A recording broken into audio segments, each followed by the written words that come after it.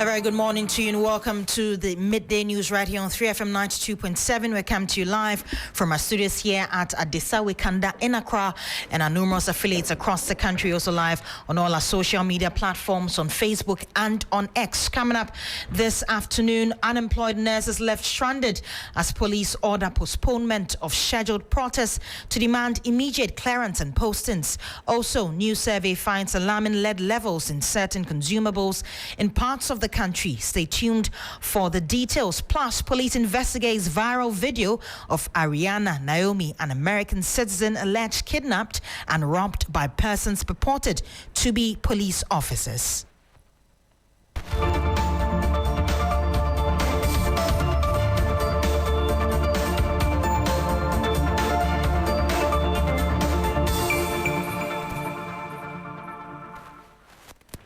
Well, in our first story, a new FDA UNICEF national survey has revealed dangerous levels of lead in some consumable items.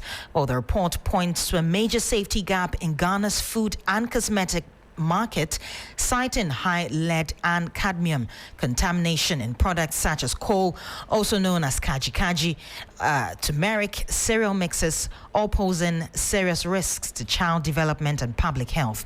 Well, Deputy CEO of the FDA, Roderick Kwabena Dade wants the public to be on the lookout. Take a listen.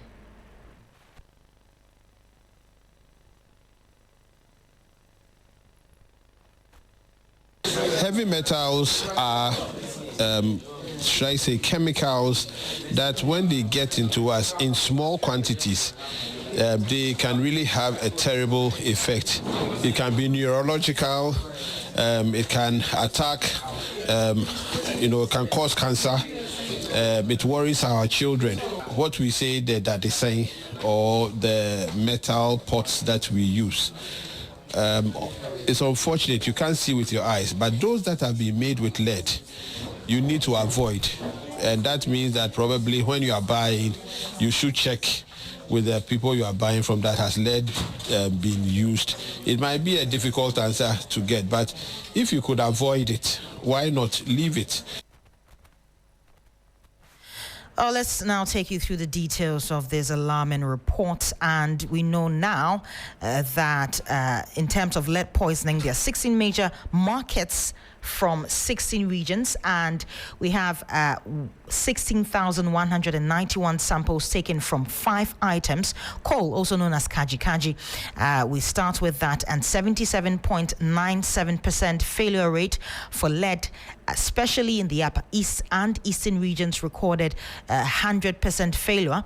For turmeric, 42.09% failure rate was recorded for lead, and Greater Accra and Central regions recorded the highest level of contamination with turmeric. For cereal mixes, especially Tom Brown, 29% failure rate was recorded for cadmium contamination, and Northeast, Western North and Oti regions were the most affected.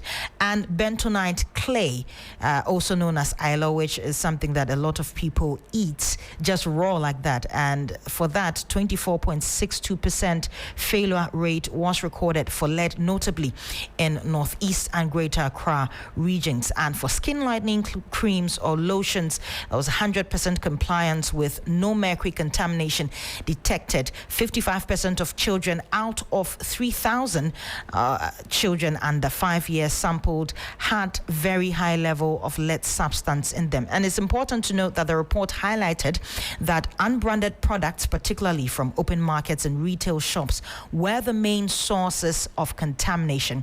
Let's now get onto the phone lines and engage health specialist in nutrition at UNICEF, Dr. Emmanuel Tremantin Amwa. Doc, quite a scary report there. How did we get here in the first place, and how worried should we be as a country? Thank you very much. So for the record, my specialty is in public health, the environment, and how it affects human health. Right. But that is the report that came out from the study between UNICEF and the FDA. And this work was done about 2-3 years ago. Ghana Health Service and UNICEF, Curate and other partners had sampled children because we had inkling that perhaps children in Ghana might be recording high lead levels in their system. And truly, when we did, about more than 50% of the children sampled had elevated lead levels or high blood lead levels, which is not good for them. Because lead itself acts like a slow poison and damages their brain, impairs their learning, their development. It affects the kidneys of children, their lungs, and other vital parts. So this study was done across the 16 regions, as you rightly said, and we've seen high levels of lead in common products we use every day. Some of them have been with us for as long as we know, like the Agilo. We found that it has substantial amounts of lead in them, together with the others that you've mentioned, the Tom Brown, the turmeric. And the worst of them was the kaji, or the coal, that close to about 80%, 78% of them had very high levels, extremely high, that is not healthy for human application. And how dangerous is this lead substance to the human body, and why should Ghanaians be probably scared about this level of contamination? Yeah, I would say we should be concerned, maybe not scared, but we should be concerned that, like you played earlier on, the lead is one of the heavy metals, and when it gets into the body, it begins its quiet damage, so we term it as a slow poison. So for children, it is affecting even their development. The sad thing is that if a pregnant woman takes any of these things that have high lead in them, the lead goes into the developing baby. By the time the baby is born, the baby already has high, severe lead levels in the blood, and that is going to affect the baby's brain development. It can affect the baby's speech, so you have children who are slow. It takes a long time before they even speak, or their speech is slurred. They can have hearing impairment. You can have children who have kidney problems, liver problems. And these children, maybe you expect a child to maybe crawl or start walking, at a particular age, but they will have low development. For pregnant women, it can cause miscarriage. So you can, lose the baby you're carrying. You can give birth to the baby and the baby will die. So we call it stillbirth. By the time you give birth to the baby is dead. And it causes anemia or low blood level in pregnant women and also in children. In adults, also, it causes hypertension and other heart-related problems. So these are some of the health effects of lead, and we don't want it to come and compound onto the already existing health challenges that we are facing. Let me add that in many developed countries, they are almost phasing out lead out of the system. But in developing countries, this is a big issue, and it is something that the government and partners, UNICEF and others, would want to support the government to, phase out or minimally reduce the exposures of lead in the environment. Let me also add that it's not only consumer products, there's also industrial sources, but this study brought out the issues that we have with our consumer products, which is mentioned. And you have mentioned the relationship between lead poisoning and some pertinent diseases that we are recording high numbers of in the country as at yet. Is it a possibility that it is this lead poisoning that is leading to the high numbers of heart diseases and, let's say, diabetes cases, kidney problems that we are facing in the country now? Yeah, it may be difficult to do a direct linkage on that, but it will not be surprising to find those linkages, because that is what it causes. And if you look at globally, recently the Lancet, which is a very highly reputable medical journal, published the effects on cardiovascular diseases, and that is stroke, that is heart attack, that is hypertension, that are caused by lead. So it will not be surprising that the waves that we are finding, could be, part of them could be due to this lead poisoning. Of course, there are other causes, like sedentary lifestyle, unhealthy lifestyle, food and all that. But now these are contaminations we are finding in our foods, and so it will not be surprising with the kidney cases rising that these could be, part of the reasons why we are experiencing this. And that is why we are creating awareness to be mindful about the things we buy on the open market and ensure that they are branded by FDA, they are certified, and that we take caution. And things that we know, may contain and that we eat them. If we don't need to eat them, we don't have to eat them because then it's going to pose a risk to us and for pregnant briefly, women, even to the unborn right. babies. Briefly, before you go, what recommendations do you have for the Ministry of Health, government, and the public at large? Yeah, so it doesn't lie with any single sector. We know that the FDA is part of the Ministry of Health. We're calling for a national action where all the agencies will have a role to play. We have said that industrial sources is also one of the places where people can be exposed. Used car batteries are recycled, and sometimes they are done in a way that causes damage to the environment. So, Ministry of Environment has a role to play. Ministry of Health has a role to play in being able to even test our children, whether they have lead in their system. And I know it's part of the plans that are ongoing to build the capacity of the ministry to be able to do surveillance or to test for lead in children to make the right things. The FDA, a big one on the FDA to now, increase the regulations, be able to test products, and make sure that the products on that open market are properly certified. So the ordinary person going to the market knows that what I'm buying, is of the right quality. Manufacturers, how are people producing Tom Brown? How are people producing the things that we found in turmeric? Do they need help? Do they even know the raw materials they are using? Right. Ministry of Food and Agriculture comes in so that it's a whole national picture. To the ordinary person, we say that be mindful of the things you buy and make sure you are buying branded FDA-approved products from the market.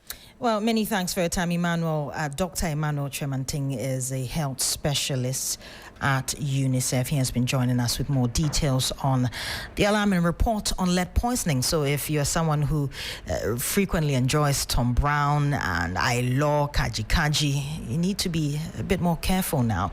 Now let's talk energy. And the Ministry of Energy and Green Transition is defending the Public Utilities Regulatory Commission, PURC's approval of a 9% electricity tariff increase effective January 2026, saying the adjustment is necessary to maintain stability in the power sector. Well, the latest review comes amid rising concerns from the Trades Union Congress, TUC, and the minority in Parliament, who argue that consumers are already burdened by the cost of living. The PRC, however, says the increase is required to support utilities, operational and investment needs over the coming years. Let's now speak to the ministry spokesperson, Richmond Roxon Esquire. He's joining us with more details. Good afternoon, sir. Now, how do you justify the nearly 10% hike in electricity tariffs? Good afternoon to you, and then good afternoon to your cherished listeners. What the PURC has done is what we call the major tariff review. So the major tariff review is done between 3 to 5 years. And the last time that this was done was September 2022. At the time, we saw electricity tariffs go up by over 27%. This year, PURC went around the comprehensive engagement with stakeholders, with utility companies, with suppliers, looked at their investment plan, looked at their capital expenditure, looked at the expansion, their modernization, investment needed to ensure that we still maintain the constant supply of power that we've seen within the period. Some of the utilities made claims, or they made requests that tariffs should be reviewed as high as 200%, some 250%. But PURC with the engagement and looking at the development and the plans of these utilities came to the 9% increment. For us as a government, obviously nobody is happy when it comes to increasing tariffs. Nobody is happy to pay taxes and levies. But these are very fundamental and essential for us to make progress and then sustain what has been commenced from the beginning of the year. You'll recall that at the time this government came into office, the sector was very challenged. There was a debt hanging around 80 billion for ECG alone. There's a debt of 1.7 billion to IPP. The cash waterfall mechanism had been mismanaged. There were under declarations. Collections were low. Procurement challenges as well. But there's been comprehensive reform, and that also feeds into why this time we're only seeing about 9% instead of what we saw previously. You are talking about reforms. How soon should consumers expect to see these reforms translate into more stable or potentially lower tariffs? So the reforms, I'm sure consumers are experiencing that already, because as of last year, every single month we're shedding load. In December, that was the Christmas period and election, unprecedented, where we were shedding about 700 megawatts of power at the time. For about 7 to 8 months, we haven't been shedding any load. And these are the results of the reforms and the decisions made by the Honorable Minister, John Shinapo, together with the support of His Excellency the President. And so consumers are already seeing stable power. They are experiencing stable supply of electricity. And so these reforms are ongoing. As we always say, we're not out of the woods completely. It's significant progress, and we'll continue to see progress to ensure that the power sector is sustained and then supply is consistent. And before you go, what guarantees exist that the additional revenue from this 9% increase will be effectively utilized by these by the utilities? I mean, the guarantees are so far the work that has been done. If you look at the amendments to ESLA in June, we went to Parliament, we told the people of Ghana that we needed support for 1 city to buy liquid fuel. Since then, we've had significant improvement in the supply of liquid fuel, which has gone to supplement the power generation. And so if you want to see guarantees, you look at the conduct of the persons in government, the persons who are handling the ministry.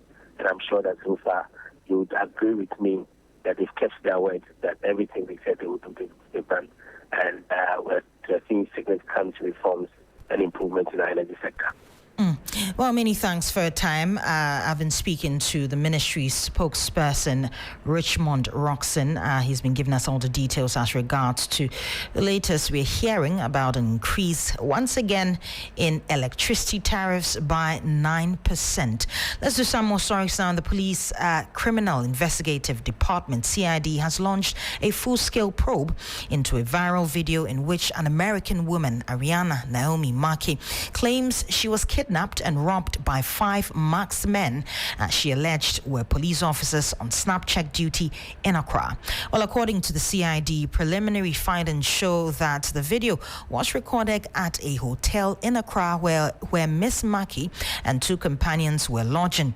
Investigators confirmed that they checked out on 5th December 2025, the same day airport records show that she departed Ghana through Kotoka International Airport. Police say that they contacted Miss Maki to assist with investigations, but she claimed she could not identify the alleged officers or provide the vehicle number. She also declined to give details of her Ghanaian friend, who she said was present, stating that a friend did not want to be involved. Miss Maki has since deleted the video, and attempts by investigators to reach her via WhatsApp calls and messages have been unsuccessful, as she later blocked the officers. Meanwhile, the Ghana Police Service says efforts are ongoing to secure her cooperation through the appropriate diplomatic channels, adding that it treats such allegations with utmost seriousness and is committed to establishing the facts.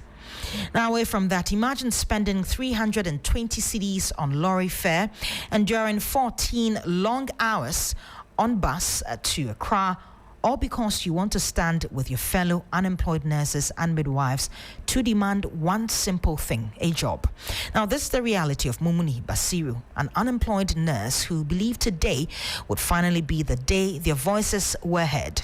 But after weeks of planning, after going through every required process to legally stage a demonstration, the group received a last-minute text message from the Accra Regional Commander announcing that the protest must be postponed. The reason? An emergency international event by the Ministry of Health and what they describe as an order from above. So instead of marching, dozens of frustrated young nurses are stranded, disappointed, and unsure of what comes next. My colleague Noble Crosby Annan joins us with more details on this particular protest that was set to be organized at the Ministry of Health. Crosby, tell us more. What's happening right now on the grounds? Well, Judith, so at the moment, the protesters have dispersed, the nurses have dispersed. There were few in number. They came to protest, but unfortunately, like you mentioned, order from above and a directive from the Accra Regional Police Command that they should pause the process or schedule another day has ensured that their planned protest did not happen. Now they are angry because this directive was not backed by any legal documents. They did not, the Accra Regional Police Command did not come to them with a court injunction or a court order asking them to stop the process. It was from a text message and a phone call that they would have to schedule another date for the process, and they are feeling very hurt about it. They feel sabotaged by the government. They feel the government does not care about them and what their future will become years after leaving school. And if you could tell us, really, you said that they are angry right now. Is there any indication of when next they intend to protest? Have they agreed yet on that? Well, at the moment, they see this as a major step back, as a major blow to their plans. Psychologically, they feel their voices have been stifled. They feel government is shutting them up and they don't want them to voice out their concerns. So this has hit them like a big blow. However, they are going to re-strategize and then rethink, come up with another plan on how to make their demands heard by the state and by the Ministry of Health so that appropriate steps will be taken to get them the jobs that they are looking for.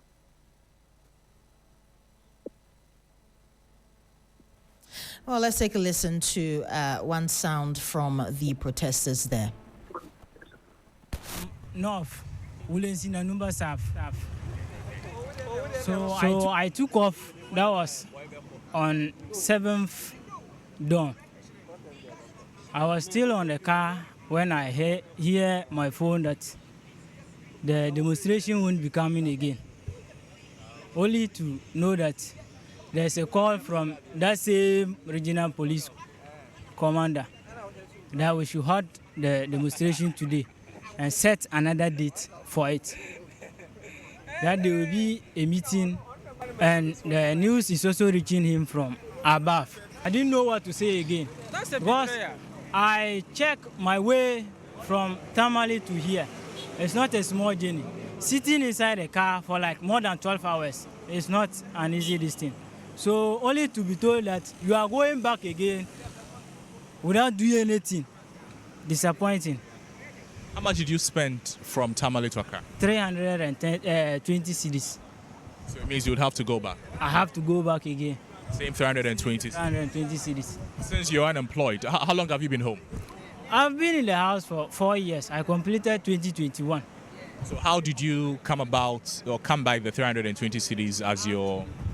Once I hear the demonstration will be coming, I have to start gathering money. Little by little, 5 cedis, 20 cedis, 10 cedis, up till date.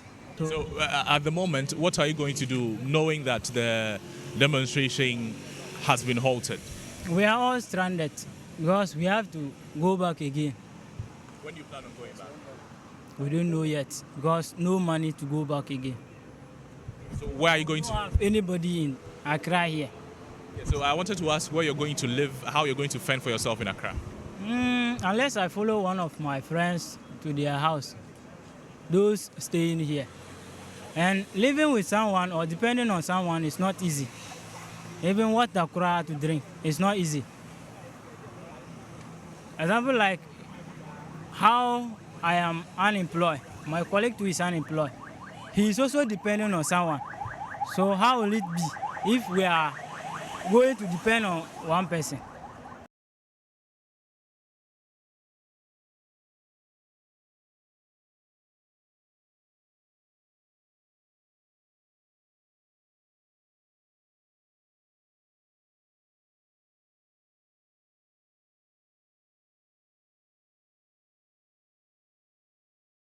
Whether or not the ministry will not give them any other excuse.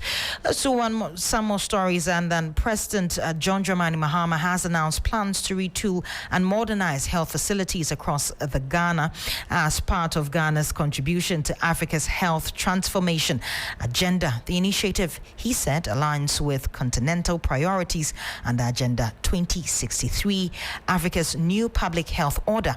He was speaking at the WHX Leaders Africa Summit in Accra.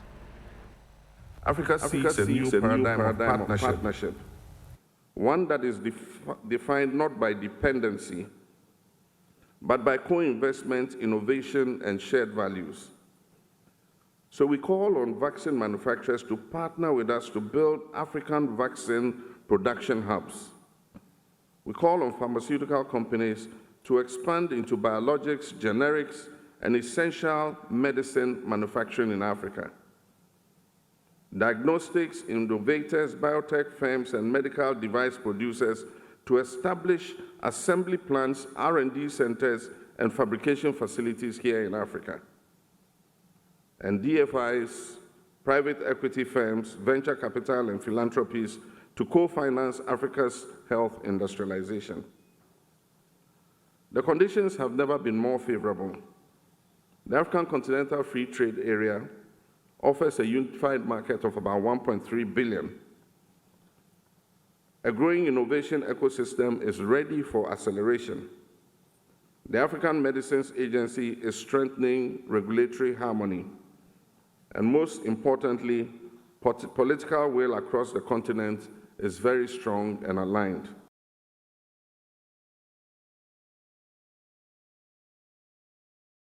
This afternoon, demonstrating against the district chief executive for Nantong, Abdul Rahman Rosina Zainabu, over what they describe as gross incompetence of the affairs of the assembly. They are also calling for immediate removal for the district chief executive from office. Now, according to them, relieving her of the position will restore confidence among party members, traditional authority, and the public. Let's now go to Nantong and engage my colleague Christopher Mwako, who was at the press conference. Chris, it's barely 2 weeks since the executive committee held a press conference calling for the removal of the DCE. Why this intense call for a removal? Well, it seems that we have lost him there, but let's take a listen. Of responsibility to protect the sanctity of the party and peace principle of transparency, social justice, and accountability. The DCU's administration, even as young as this month, has proved to be one that undermines the very foundation and cardinal principle on which the party was established. This we consider as anti-party behavior, with potential for heavy dissatisfaction of both party members and voting voters for the party. Among the many issues, we follow our demand for her immediate removal from office includes: Point 1. Exploitation of vulnerable continuous and youth through the sale of national apprentices work. The Honorable DCE reportedly instructed and sanctioned the sale of application forms to potential beneficiaries of National Apprenticeship Program (MPA) in the Nantong district. We doubted the reports until we saw videos evidence where staff of the assembly who were tasked to sell the phones confirmed they were acting on the Honorable DCE instructions. This action of the DCE amount to betrayal of the trust of the youth for the party and the consequences. Your guess is as good as mine. Well, you heard there some of the constituency members reading out their statement on that protest. Christopher has joined us now. Chris, can you tell us really why this intense call for the removal of the DCE? Yes, so Judith, you remember that barely 2 weeks ago, the Nantong constituency executives held a press conference demanding the immediate removal of the district chief executive, Rosina Zinabu. Today, the youth wing of the party are rehashing the demands made by the constituency executives. For them, the DC has not portrayed loyalty to members of the party. She's been tagged as a corrupt person and also someone who is not worthy to occupy that position because she's mismanaging the affairs of the Nantong district. And for that matter, they believe that she's not the right person to lead the political administration of the district representing the party. So they are demanding her immediate removal. They have since petitioned the Northern Regional Minister for onward submission of the petition to the president. Right, many thanks for your time. Christopher Marco has been joining us from the Northern Region on calls for the removal of the DC of Nantong. My name is Judith Brown. Thanks for joining us right here on 3FM 92.7. Do stay tuned. Business News is up next. 3FM 92.7. 3FM 92.7. 92.7. Accra gets busy on this frequency. 92.7. 3 FM. 3 FM. 3 FM. 92.7. 3 FM. 92.7. 3 FM. 92.7. 3 FM. Hello there, good afternoon. Welcome to Business Daily on 3FM 92.7. Coming up, Bank of Ghana sets 2 million Ghana cedis minimum capital requirements for digital loan apps as regulator moves to curb illegal operators and strengthen consumer protection. If you are an illegal app operating within the space, we have given you up to end of June 2026 to ensure you get a license. And cedi slips amid seasonal demand, but volatility is contained. I am Michael Lubu. The details of these and many other stories coming up shortly. Please stay with us. 92.7. 3 FM. Thank you so much for your time. Straight into our top story. And the Bank of Ghana has introduced a stringent 2 million Ghana cedi minimum capital requirement for all digital credits and loan application providers in a decisive push to sanitize the fast-growing online lending space and clamp down on unlicensed players operating through offshore fronts and proxy Ghanaian partners. According to Mark Anthony of the Central Bank's FinTech and Innovation Office, the directive, anchored in the Non-Bank Financial Institutions Act 2008 Act 774, empowers the Central Bank to regulate emerging digital credit services and ensure that only credible, well-capitalized firms provide loans to the public. Other people sitting offshore and leveraging one or two Ghanaians here to do the business. So it's important to set out the minimum licensing requirements so that we don't have a lot of illegal people coming to this space. On what authority did we issue this directive? Like I rightly mentioned, Digital Credit Services Directive is actually having its powers from the Non-Bank Financial Institutions Act 2008 at 774. So, like I said, the first schedule in this particular act allows for the bank to regulate any other service that we think falls within the non-bank financial institution services. Meanwhile, Mark Anthony of the Bank of Ghana's FinTech and Innovation Office says illegal loan apps have been given up to 30th June 2026 to secure a license or risk being shut down He explained that although the central bank can already act against unlicensed operators, the grace period allows them to comply with the newly issued directive. According to him, the bank has revived its joint operations with the Ghana Police, the Cybersecurity Authority and other partners, and has already identified hotspots where rogue apps operate. Enforcement, he says, will intensify after the June deadline. If you are an illegal app operating within the space, we have given you up to end of June 2026 to ensure you get a license, after which you will take another regulatory action. It doesn't mean that currently we cannot take action. Yes, we can take action. However, we just issued a directive, so it's just important to allow any illegal loan app out there to come into the regulatory purview. So by 30th June 2026, we will take another action. Currently, we have rekindled our collaboration with Yoko and the Ghana Police and all other, the Cybersecurity Authority. So we are working together. We know where the hotspots are in this country, and we're just waiting till 30th June that we take further actions on these institutions. This is very basic, but it's important for the context of this presentation that we discuss what digital credit is. And this definition is in the...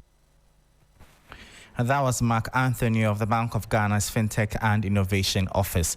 Now, the cedi experienced a modest depreciation over the last 2 weeks, driven primarily by typical seasonal demand for foreign exchange and a cautious approach to support from the central bank. There is more in the following 3 Business News Desk report. The local currency started the week trading at 12 cedis 20 pesos to the dollar in the retail market. Despite the recent dip, the cedi's year-to-date gain remains robust at 27.78% since January 1, 2025. Over the 2-week period, on the interbank market, the dollar cedi pair closed at a mid-rate of 11 cedis 41 pesos, an increase from 11 cedis 12 pesos. Against the pound on the interbank market, the cedi depreciated by 4.62%, closing at 15 cedis 26 pesos, and the euro depreciated by 3.87%, closing at 13 cedis 32 pesos. Data Bank research noted that the depreciation was in line with its expectations of seasonal pressures, but highlighted that volatility remained relatively contained compared to historical periods of overshoot. This stability is attributed to robust FX supply and timely spot interventions by the central bank. The research firm predicts near-term stability for the US dollar cedi pair within the retail market band of 11 cedis 67 pesos to 12 cedis 15 pesos. Analysts point to 2 key factors mitigating potential pressure on the cedi. First, the Bank of Ghana's revised single currency net open position limits of 0% to minus 10% for banks, constraining them from expanding long FX positions, effectively curbing potential bearish pressure on the cedi. Second, a likely upcoming IMF disbursement expected to further temper bearish market expectations, reinforcing the positive near-term outlook for the local currency. And that was a 3 Business News Desk report. Now, administrators in Ghana have been urged to undergo continuous training to improve policy delivery and business performance. The Chartered Institute of Administrators and Management Consultants say regular training is essential to keep staff aligned with evolving best practices and ensure effective implementation of government policies. Achieving peak performance remains a challenge. Persistent infrastructure and energy constraints continue to limit productivity, while inconsistent policy implementation and regulatory bottlenecks undermine efficiency and investor confidence. Experts argue that better trained administrators could help offset some of these inefficiencies and strengthen institutional output. Speaking to the media, the Institute's Chief Executive, Dr. Samuel Mausi Asafo, said sustained training for administrators could change the narrative. He was addressing the 50th Mandatory Continuous Professional Education Seminar and the 24th Graduation and Induction Ceremony. As the system changes, we need also to review our system. If we don't train our administrators in that focus, then we become people who only formulate policies to suit us and then it cannot be implemented, and therefore performance in all situations at the end is at its worst. Meanwhile, facilitator of the training session, Professor Ebo Hinson of the University of Ghana Business School, stressed that employees must also set clear goals and embrace mentorship to boost their performance. Get some people who can serve on a certain personal board of directors who will mentor you in those areas. So with the right performance indicators, the right dashboard, the right mentor, the right coaches, you could take 2026 by storm. You could perform at peak and do extremely well.